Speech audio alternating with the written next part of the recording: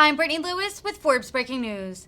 California Governor Gavin Newsom announced the state would fast-track a series of gun control bills following the mass shooting at a Texas elementary school.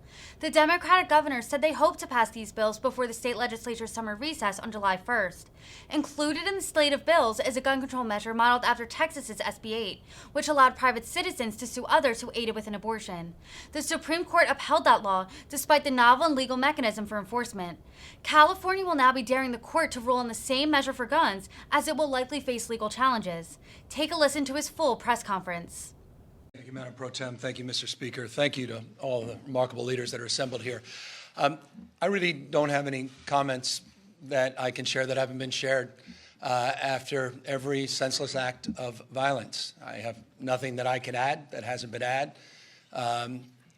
added to the conversation, just reflecting on what happened a little over a week ago in Buffalo, or what happened in Boulder, or what happened in Aurora, or what happened in Midland, or Vegas, or Orlando, or any more words that can complement the words that were said after San Bernardino, or Sandy Hook, or Sutherland, or any words that can be added, the words that were said after Poway and Parkland. You know, that's just a short list of these moments that tragically we've all shared together, contemporary moments we've shared together. There's no words that I can add that would add any insight or empathy or, frankly, any deeper understanding of the world we're living in. And so we're here not to add to the rhetoric, but to advance our resolve. And that's why I'm really proud of the leaders you see in this room. And it's not surprising, because in the long line of leadership that demonstrably has been advanced out of the state of California for decades, the modern American gun rights, or rather gun control policies to restrict guns in this country and their proliferation emanates from the state of California in the late 1960s. Irony not lost on any of us, led by then Governor Ronald Reagan, for a perverse series of reasons we don't even need to discuss now. May 2nd, 1967 marked a particular moment of consciousness for many of the wrong reasons around gun safety, but led in many ways to the modern gun safety movement. Advanced over and over again through a series of tragedies, some more notable than others. Stockton, the loss of 5 young children in 1989, that led to more forceful efforts to address the issue of assault weapons and a ban that was advanced here in the state of California. A few years later, you may recall at 101 California, 9 folks lost their lives. That led then to efforts by our Senator Dianne Feinstein, to advance at the federal level an assault weapons ban in 1994. The series of tragedies and incidents, the state has stepped up and stepped in, not just rhetorically, not through words, but through action. And that's what we're doing again here today.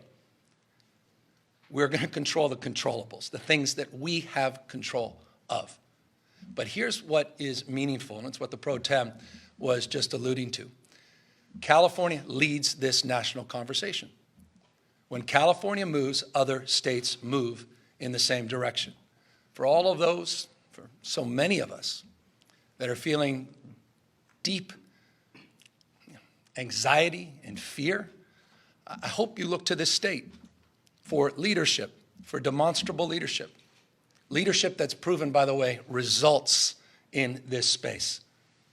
Those states like California that have the most progressive policies in restricting the abuse and proliferation of guns have consistently outperformed other states in terms of gun murder rates and gun death rates.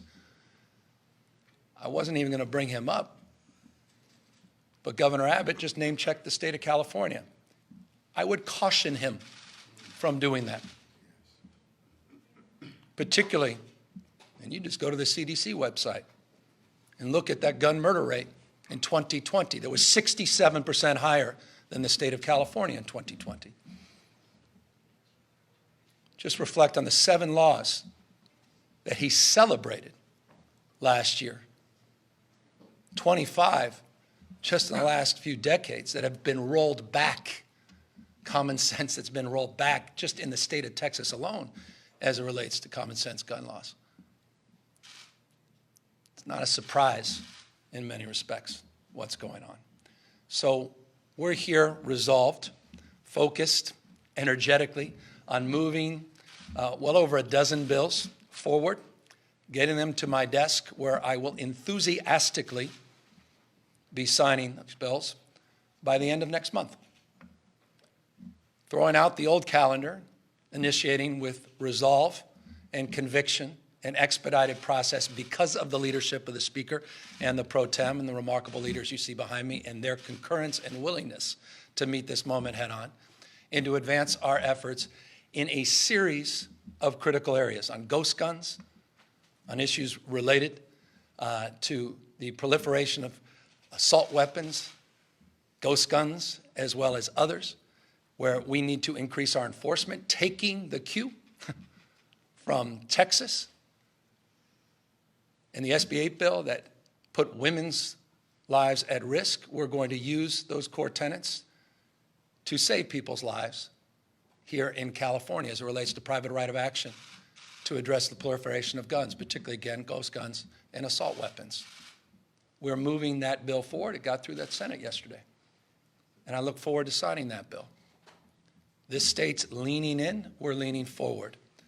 And I want folks to know, if you're feeling that anxiety, stress, and fear, I hope you'll consider California as an antidote of sorts to all of the above. And I couldn't, again, be more proud of working with all these extraordinary leaders that are assembled here today. And it's not a surprise to me. We had a conversation, our staffs, late last night, and here we are just hours later this morning, and so many others that are assembled here today. We mean business. We are resolved in this fight. We're not giving up. We're not giving in to the cynicism. We're going to turn this around. We are resilient, not only as a state, as a nation. We will get through this period of time. Do not lose hope. Do not give up. And do not give in to the cynicism and all the crap that you heard today in that press conference around evil and mental health that completely belies the fact that there's only one nation on planet Earth that separates itself from all other nations, and that's the United States of America. And the perversion of a Second Amendment that begins around well-regulated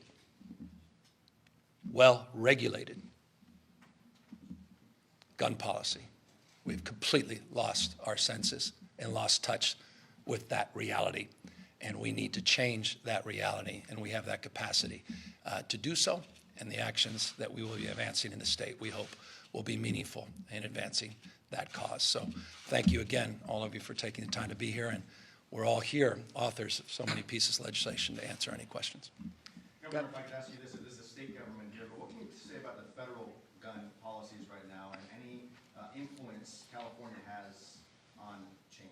Well, I noted what we did in 1989 that led to efforts late 1993 and 1994 with the application of a state law, an assault weapons ban, that led to a national law that saved lives and reduced gun violence. You heard Senator Biden talk often about that as one of the principal co-sponsors with Senator Feinstein. And yet we let that lapse. We let that sunset. So that's just one demonstrable example of California's leadership at scale, the work we've done on red flag laws and bullet buttons on a series of issues, including the work that we're doing, did last year and will continue to do on ghost guns. California is leading, and we're advancing that cause, or causes similarly, in states large and small, and we believe it will ultimately have an impact federally. Governor, as was noted earlier, California already has some of the toughest gun laws in the country, and yet we still have mass shootings in this state. There was one just a few blocks from the Capitol where the shooters had weapons that have been modified to turn into automatic weapons. So I'm wondering why you think that more gun laws and restrictions would be the response here. Would you consider an alternative approaches, maybe perhaps spending money to harden some of the schools? I know a lot of the public schools here are very open, have open floor plans, things like that. I appreciate the well-worn question, talking points. It's not opinion, it's not conjecture. This is just stubborn fact. From 1993 to 2017, these are exact numbers. California's gun murder rate dropped 55%, gun death rate dropped 62%, outperforming the rest of the nation because of our gun safety laws. We don't think they work, we know they work. I'll repeat what I said earlier. Those states with the most progressive gun safety laws at scale, California being the largest, has seen disproportionate impact in terms of gun-related deaths and murders as a consequence of those policies. We know these policies work to save lives. Are they exclusively the only approach? Absolutely not. You heard the speaker and the pro tem just mention efforts as it relates to a series and a suite of strategies to address the underlying causes, to address the issue of violence prevention, $200 million, a demonstrable example of investment that we made together last year in that space on our violence prevention efforts, the work we continue to do with UC. The nation is not doing this because the NRA stops and blocks it. Just by the way, as they're stopping and blocking anyone from walking in with a gun to listen to former President Trump. The irony of that shouldn't be lost on any of you at their convention this week. That this state has invested millions and millions of dollars in gun violence research at UC Davis, evidence-based. Across the spectrum, yes, we are mindful we have to do more than just advance the cause of gun safety policy. We have a lot of work to do in this space. What is your message? Governor, speaking of Texas, essentially, I know one of those gun bills you want to see come across your desk is one that you proposed yourself that models allowing citizens to have a private right of action to uphold an assault weapons ban, ghost gun ban, and then in some cases, I know Assemblyman Phil Ting is there to sue gun makers and sellers. So, you know, I know some Democrats during the conversations with these bills have raised questions about, you know, how legally sound this could be, and this is tit for tat essentially, and I just want to get your response to those concerns if, you know, that discussion continues. Well, don't take my word for the legal frame. Take the words of the Supreme Court themselves. We modeled it after the Texas law, which was heard and which was considered by the United States Supreme Court. They're going to have a hell of a time taking this law and not applying their same principled point of view that they applied on the Texas abortion law. So I'm not concerned about that. But we mean business. We want to save lives. They use that to put women's lives at risk. We're going to use that, the door they open, that law and that process, to enforce a private right of action to get these guns off the street. Clearly, we're not doing enough to get these guns off the street. Illegal assault weapons, the sale and manufacturing of assault weapons, ghost guns. We've got more work to do. And so I couldn't be more proud of the members of the Senate that supported overwhelmingly that bill, be heading the Assembly, and now in a fast-track manner with all these other bills. I look forward to getting that to my desk in a matter of weeks. Are you fast-tracking these bills with urgency clauses, or will they still take effect at the beginning of the year like they would have anyways without any action today if passed? Well, I've talked to a number of the authors in hope and expectation that we add an urgency clause to many of these, but that process is unfolding in real time.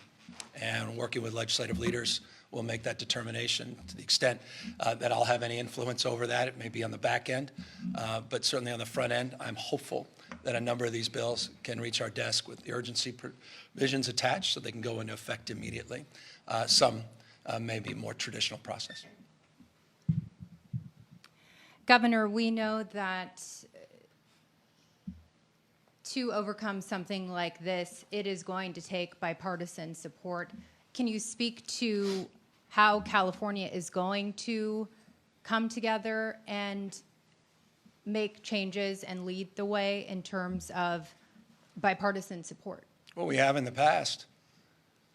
I mentioned then Republican Governor Ronald Reagan, who signed a critical bill as it relates to concealed carry here in the state of California, Republican former governor, Republican former president. These are universally supported efforts, bipartisan in that support. You can't get to 90% America on comprehensive background checks unless it's universal in support. By definition, Republicans, Democrats, and Independents overwhelmingly in support. The problem is you've got all these politicians that are bought and paid for by certain interest groups, many that will be celebrated and revered this weekend in a 14-acre exhibition of guns and gear. in Texas. And until they have the courage to truly represent their constituency and the people of the United States of America, we'll continue to have these moments. We're going to do our part to mitigate these moments by leaning in and providing a different pathway and a different approach. And we believe, we've long said it, success leaves clues. Successful implementation and application of these rules and regulations, we believe, will put more pressure on like-minded states and those that may be on the fence to consider our approach as a much more appropriate response to what's going on in this country.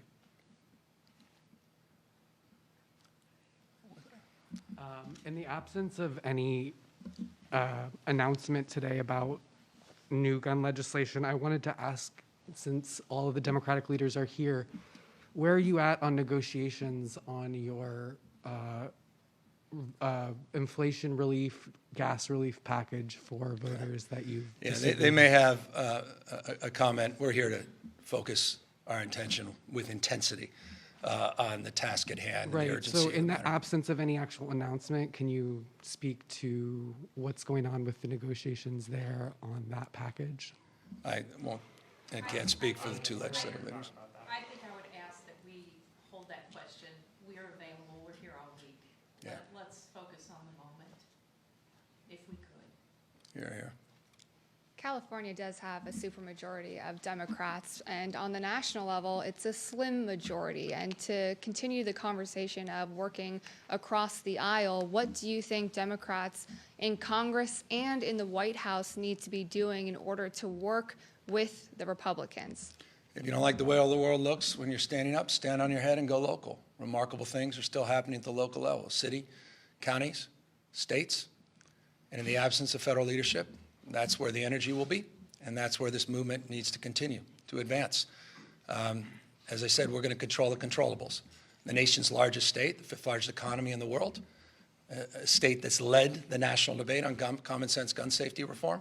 We're going to continue to advance that reform, and we're taking it to a whole nother level with a sense of urgency that this moment requires. And we'll continue to do our part, punch above our weight, try to work with governors, all political stripes in other states, and mayors in other states that understand this, particularly mayors that are on the front lines, and continue to advance common sense gun safety until we break through with the United States Senate. And until that moment, we're not going to give up or give in to that cynicism. We're not going to roll over and accept the status quo. That's the best we can do under the current circumstances. You said that you are going to work with governors of other states. Have you had a conversation with the president about this in terms of working with other lawmakers in other states? Well, previous presidents, I've had the privilege. I haven't had that opportunity directly with President Biden, but there's no question of his leadership. It's demonstrable over the course of his entire career in this space, not least of which on the assault weapons ban itself. The idea that you can go into a store without, even a momentary delay, a pause, and purchase these weapons of war, 30-round clips. I mean, that doesn't happen in California. Won't happen in California. The only thing that can stop that, by the way, are these extremist judges, which is an issue. And you can ask Judge Benitez about how he's feeling about this last 10 days. Ask Judge Nelson how he's feeling. Specifically, Judge Nelson. To Judge Nelson, who in his 2-to-1 majority opinion wrote about the heroism of these young men in the 1700s and reflected in his decision to overturn our ban on long guns being sold in semi-automatics from 21-year-olds to 18-year-olds, said, well, that's just the price you pay because some people will act out.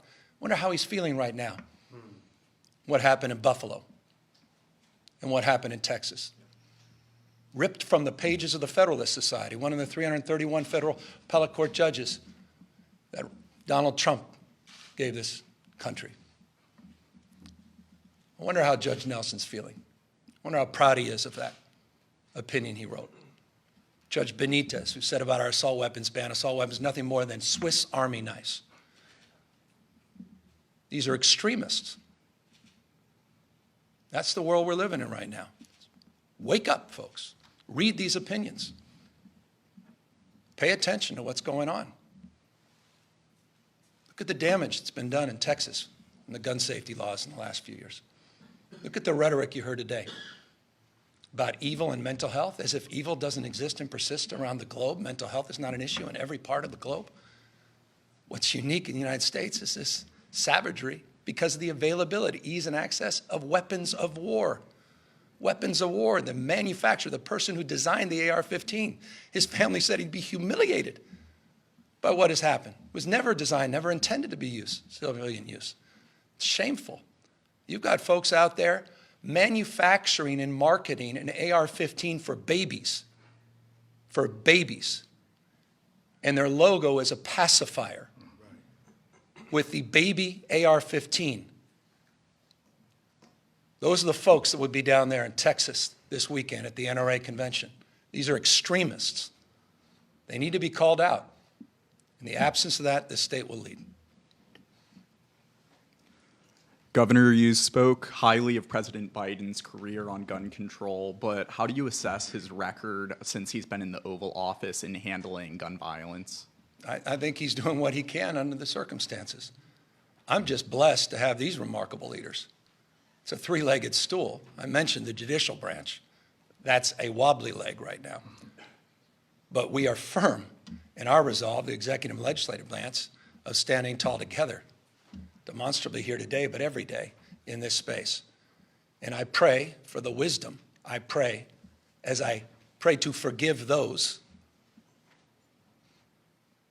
who cannot disabuse themselves of the influence of the National Rifle Association. I pray for the resolve of the American people to turn out in record ways and vote those who support real public safety and are pro-life in terms of the life of our children that every single day are in peril of another episode like that we experienced 24 hours ago.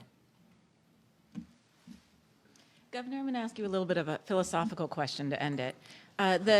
The Texas law that we're modeling our gun law after, in Texas, that law will go after vulnerable women, poor women, women who in general are not known for violence. Our matching law here in California would, by definition, have citizens going after people who are armed and dangerous. Do you think that is what we have come to in California and in America, that this is a one-on-one battle in which we, the people, need to go after the bad guys one at a time? We need to get dangerous guns and weapons of war off the streets. That's what we're here to do. That's what we're focused on. We have too many guns. We have a gun culture. We've come to accept this, normalize this, and providing that right of private action for people to get these dangerous guns, these weapons of war, have led to so much carnage and death, not just these mass shootings, but shootings every single day that do not capture our attention as they should, I think is principled and appropriate under the extraordinary circumstances that we are living through in this state and in this nation. With that, again, gratitude to all of the remarkable leaders assembled here today, and in particular, the speaker and the pro tem, who I couldn't be more proud of today, and more proud of all of the legislative leaders that we look forward to working together to advance.